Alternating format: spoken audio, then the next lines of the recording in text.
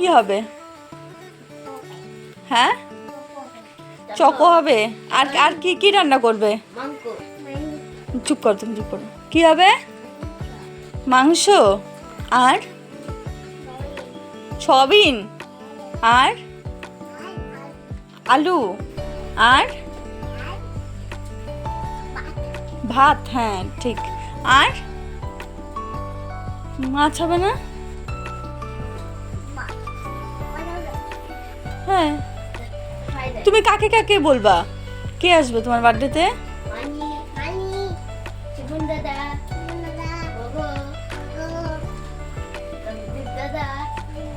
দিদি, তারপর দাদা ভাই,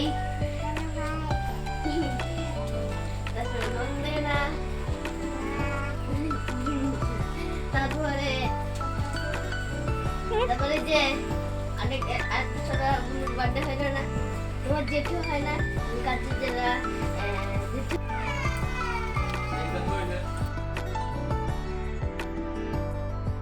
আজকের বারটা হলো রবিবার, আর রবিবারে রাত থেকেই হচ্ছে বৃষ্টি। দেখতে পাচ্ছ উঠোনে কত জল হয়ে গেছে, আর প্রচুর পরিমাণে কিন্তু শ্যাওলার কারণে উঠোনটা পিছলে হয়েছে। বাসি কাজ এর মধ্যে দিয়ে করে নিলাম হালকা হালকাভাবে, মানে উঠোনটা বাসিটা ভাঙালাম। বৃষ্টিটা কমলে আবার একটু ভালো করে ছাদ দিয়ে দেবো, কারণ বাসি উঠানে তো সমস্ত রান্নাবান্না এইসব করতে নেই, তো সেই কারণে হালকা হালকাভাবে আমি উঠোনটা সম্পূর্ণ ঝাড়ু দিয়ে নিয়েছি। আর ওই যে পাতাগুলো দেখছো ওগুলো কিন্তু পরে পড়েছে। আর এই সকালে উঠেই তো ওই যে মাম্মাম সোনা বার্থডের বড় একটা মেনু আমাকে ধরিয়ে দিল, ওর বার্থডেতে কী হবে সেটাই। ও বার্থডের কথা শুনলেই ভীষণ খুশি হয়ে যায় জানো তো। তো আমাকে তো মেনু ধরিয়ে দিল বার্থডেতে কী হবে আর কাকে কাকে ও ইনভাইট করবে। আর এই দেখো বর্ষা শুরু হতে না হতেই আমাদের বাড়িতে কত অতিথি আসা শুরু হয়ে গেছে। এরা তো চলে এসেছে, কালো পিঁপড়া চলে এসেছে, লাল পিঁপড়া চলে এসেছে। এবার বাকি আছে যাদের আসার, সেটা হলো উলু। এই উলুতে যে কী পরিমাণে বিরক্ত করে আমি তোমাদের কি বলবো। এর আগের বছর আমি তোমাদের দেখিয়েছিলাম কোথায় কোথায় পর্যন্ত উলু উঠে যায়, তো এবারও দেখাবো তোমাদের। তো ওনারা এখনও আসেনি, ওনাদের আসার সময় হয়েই গেছে। এখানে দাঁড়িয়ে আমি একটু ভয়েস দিচ্ছিলাম, আর আমার একটা ননদ ছিল, ও আমাকে বিরক্ত করছিল, তো সেটাই দেখালাম। তোমাদের দাদাভাই চলে গেছিলো বাজারে, আর এদিকে আজ শ্বশুরমশাই গেল আমাদের গ্রামের বাড়িতে। বাজার থেকে চলে আসলো তোমাদের দাদাভাই, সকালের খাবার খেয়েই বেরিয়ে গেছে কিন্তু শ্বশুরমশাই। সবার জন্য একটু শরবত বানালাম। এই যে তোমাদের দাদাভাই বাজার থেকে যেহেতু আসলো, মাছটা রেখে আমি ওই যে শরবত বানিয়ে দিলাম, লেবু লবণ দিয়ে চিনি দিয়ে একটা শরবত বানালাম। কি খাচ্ছিস রে? আমার কই?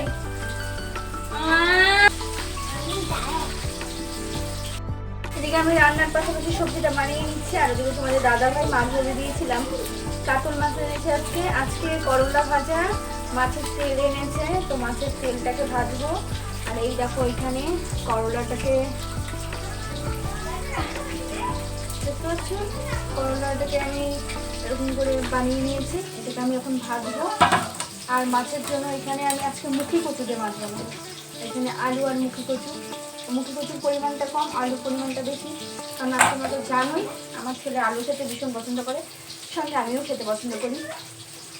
আর কড়াইয়ে যে মাছ বসিয়েছি, মাছ ভাজা হচ্ছে। শ্বশুরমশাই আজকে গেলেন বাড়িতে, মানে আমাদের গ্রামের বাড়িতে গেলেন। আজকে ছুটিও আছে যেহেতু ওনার, বারটা তো রবিবার।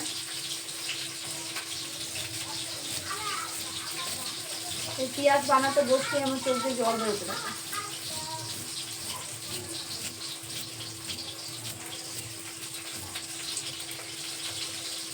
এদিকে আমাদের এই যে আজ আবার চলে আসলো পার্সেল আর একটা, তোমাদের দাদাভাই অর্ডার দিয়েছিল 3টের সঙ্গে একটা ফ্রি। তো আমরা যেই পেজটা দিয়ে ওটা মারছি সেটা ওই শেষের দিকেই, তো সেই কারণে অর্ডার দিয়ে দিয়েছিল। আর এখানে না 3টার সঙ্গে একটা ফ্রি আছে, বেশ ভালো, অনেক দিন চলে যায়। এদিকে আমি করলাটা ভেজে নিচ্ছি, পাশাপাশি আমি এদিকে মাছের যে মশলাটা সেটা দিয়ে নিয়েছি, আলু দিয়ে ভালো করে মশলা দিয়ে ভালো করে কষিয়ে নিচ্ছি। শুকনো লঙ্কা দিয়ে বানিয়েছি তো সে কারণে কালারটা একটু অমন হয়েছে। আর ছেলে এসে একটু নাড়াচাড়া করে গেল। আর এই যে মাছের ঝোলটা কমপ্লিট হয়ে গেছে। দেখতে পাচ্ছ এটা পেতে এত গরম, দুপুরের দিকে বিছানায় থাকাই যায় না, মানে বিছানায় একদমই শোয়া যায় না দুপুরের দিকে, তাই চাদরটা পেতে সকলে আমরা নিচেই শুয়ে থাকি একটু সময়ের জন্য। মামা সোনাকে যখন ঘুম পাড়াবো তখন। তুমি পারবে না মা গো, না মা পড়ে যাবে পড়ে যাবে। না না না না না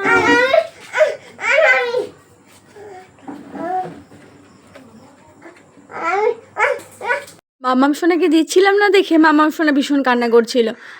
ওকে দিলেই কী হয় বলো তো, অনেকটা উঁচুর থেকে রাখে আর একটার সঙ্গে একটা ডিমের সঙ্গে লেগে ডিমগুলো অনেকটা ফেটে যায়, তো সেই কারণে আজকে দিচ্ছিলাম না। আর ও কি কান্না করছিল। আর এই যে এইদিকে আমি দুধটা জাল দিয়ে নিলাম। প্রথমে আমি আলু তরকারিটা বসিয়ে দিয়ে তারপরে আটাটা মেখে নেব। আর এই যে আমি সব বানিয়ে রেখেছি, এখানে আমি প্রথমে কালো জিরে ফোড়নে দিয়ে দিয়েছি, তারপরে লঙ্কাও দিয়ে দিয়েছিলাম, তারপর আমি এই যে আলুগুলো দিয়ে দিচ্ছি। এখানে কিন্তু আমি পেঁয়াজ দিয়েছি, আজকে কয়েকগুলো রসুন দিব। রসুন দিলেও কিন্তু বেশ খেতে ভালো লাগে, একটু দোকানের মতো, অনেক দোকানে বানায়, আমি খেয়েছি তো বেশ ভালোই লাগে। এবার চলো পরিমাণ মতো একটু লবণটা দিয়ে দিলাম, হলুদটাও দিয়ে দিয়েছি। এবার ভালো করে একটু ভাজা ভাজা করে তারপরে কিন্তু আমি ঝোলটা দিয়ে দেবো। আর বেশি এটা পাতলা করব না, হালকা গামাখাই করব। অন্য সবজি দিয়ে করতে চাইলাম, আর ভাবলাম না অনেকটাই দেরি হয়ে গেছে, তো সেই কারণে ভাবলাম না এটাই করি, এটাই অনেকটা তাড়াতাড়ি হয়ে যাবে। ঘড়ি কাটায় 8:30 বেজে গেছে। তোমাদের দাদাভাই যে মুদিখানা বাজার এনেছে, তো এগুলো করতে গিয়ে অনেকটাই দেরি হয়ে গেছে। তো তোমাদের দাদাভাই দেরি হয়ে গেছে, আমাকে তো এটা মেকআপ করতেই হবে। সে কারণে আমি ভাবলাম না আলুর তরকারিটা অনেকটা তাড়াতাড়ি হয়ে যাবে। আর শ্বশুরমশাইও চলে এসেছে কাজ থেকে, চান ঠান করে ঘরে বসে আছে, ছেলেও এখনই চলে আসবে। কিন্তু আটাটা ঢেলে নিচ্ছি। এবার অমৃতভোগ আটাটা এনেছে, আমাদের কিন্তু এর আগের বার আশীর্বাদ আটাটা এনেছিল। তো চলো এটাই এনেছে, এটাও আটাটা বেশ ভালোই, রুটিটা কিন্তু বেশ নরম হয়। তবে এর আগে যে আরেকটা আটা এনেছিল না, ওই আটাটা খুব একটা ভালো ছিল না, রুটিগুলো না শক্ত হয়ে যেত। তো চলো আমি এই যে যতটা পরিমাণে আটাটা লাগবে এটা নিয়ে নিই, তারপরে এদিকে তরকারিটা হতে থাকবে, এদিকে আমার আটাটাও মাখা হয়ে যাবে। আর রুটি তো তোমরা জানোই সঙ্গে সঙ্গে বানিয়ে রাখতে হয় না, তো যে যখন খায় তখন তাকে বানিয়ে দেওয়া হয়। তো সেই কারণে এখন আর তাড়া নেই, এখন ছেলে আর শ্বশুরমশাইয়ের জন্য বানাবো। তোমাদের দাদাভাইয়ের এখন একটু দেরি হবে আসতে। শ্বশুরমশাই ছেলে সবার খাওয়া হয়ে গেছে। আজ অনেক দিন পর আমি আর বরমশাই খেতে বসলাম। এই যে তোমরা ব্লগটা দেখছো, সেটা হলো শনি রবি দুদিনের ভিডিও। আমি জানো তো শনিবারে ভয়েস দিয়ে কমপ্লিট করতে পারিনি ভিডিওটা। সকালেও অনেক চেষ্টা করেছিলাম কিন্তু হচ্ছিল না। তো আমি গেটের সামনে দাঁড়িয়ে আমি ওই যতটুকু শেয়ার করেছি ততটা ভয়েস দিতে পেরেছিলাম। তো প্লিজ কিছু মনে করো না, কারণ এরকম হয়ে যায় মাঝে মধ্যে, মানে কাজের প্রেশারটা যখন বেশি হয়ে যায় তখন কি হয় বলো তো, ওই দায়িত্বগুলো তো আমাকে পালন করতেই হবে, মানে যেন তেনভাবেই কাজগুলো করতে হবে। আবার আমি যেই কাজটা করছি এটাও আমার কাছে অনেকটাই গুরুত্বপূর্ণ। তবে যাই হোক, মাঝে মধ্যে সবটা মিলিয়ে না আমার ভাবি কি আমার কাজটাই একটু থাক, একটু আজ কম দিই, বাকি কাজগুলো তো আর কম করলে চলবে না, বাকি কাজগুলো প্রতিদিন যেমন তেমনই কিন্তু করতে হবে। তো সেই কারণে একটু ওলটপালট হয়ে যায়, বিশেষ করে আমার শনিবারটা একটু ওলটপালট হয়ে যায়। আমি কিছুতেই বুঝি না, আমি যে অনেক চেষ্টা করি জানো তো, কিন্তু সেই দিনটাই কাজ বেশি বেরোয়, সেই দিনটাই বাচ্চা কাচ্চা একটু কি বলবো, একটু ঝামেলা, একটু বিরক্ত বেশি করে। আর দুজনেই তো ছোটো, আর কি বলবো, ওরা তো এই সময় একটু করবেই। তো এমনি দিনের থেকে না ওই দিনটা একটু বেশিই করে, আমি যেটা দেখছি। আর পরের দিন যেহেতু রবিবার পরের দিনে তাড়াটা আরও বেশি থাকে, তাই পরের দিন মানে আগের দিন মেকআপ না হলে যে আমি পরের দিন মেকআপ করব সেই সময়টাও হয় না, মানে পরের দিনটা এমনিতেই অনেক তাড়া থাকে রবিবারটা। তো সেই কারণে আজ দুদিনের ভিডিও আমি একসঙ্গে শেয়ার করছি, তোমরা দেখো। আমি কিন্তু এরকমটা খুব কম হয়, তো অনেক দিন পর আজ আবার এরকমটা হলো। তো সেই কারণে আমি যেহেতু ভয়েস কমপ্লিট করতে পারিনি, যতটা পেরেছিলাম ততটা কালকে আমি তোমাদের সঙ্গে শেয়ার করেছিলাম। তোমরা যেটা দেখেছো সেটা হচ্ছে সকাল থেকে মানে বিকেল পর্যন্ত দেখেছো। আর আমি যেটা শেয়ার করছি আজ রবিবারে আমি ওই রান্নাবান্না দুপুরেরটা দিয়ে, দুপুরের থেকে যে বিকেলের কী কাজবাজ করেছিলাম, তারপরেও যেহেতু আমি ভিডিওটা শ্যুট করে রেখেছিলাম, যদি আমি শ্যুট না করতাম তাহলে সেটা আলাদা ব্যাপার থাকতো। যেহেতু শ্যুট করেছিলাম সেই কারণে আমি তোমাদের সঙ্গে আজ রবিবারের ভিডিওর সঙ্গে অ্যাড করে দিচ্ছি। ওই বিকেলের তারপরের থেকে যে আমি কী করেছিলাম সেটা, আর রবিবারের দুপুর পর্যন্ত, মানে রবিবারের দুপুর আর শনিবারের হচ্ছে বিকেলের পর থেকে রাত পর্যন্ত আমি কী কাজ করেছিলাম সেসব। রবিবারে আমি সে কারণে দুপুরের পর থেকে কোনো রকম ভিডিও বানাইনি, যেহেতু আমার রেডিই ছিল।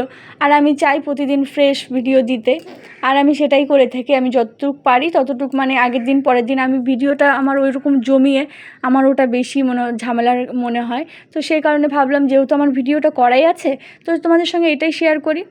আর দেখো, তোমাদের সঙ্গে তো বক করতে করতে আমি কত কিছু করে নিলাম।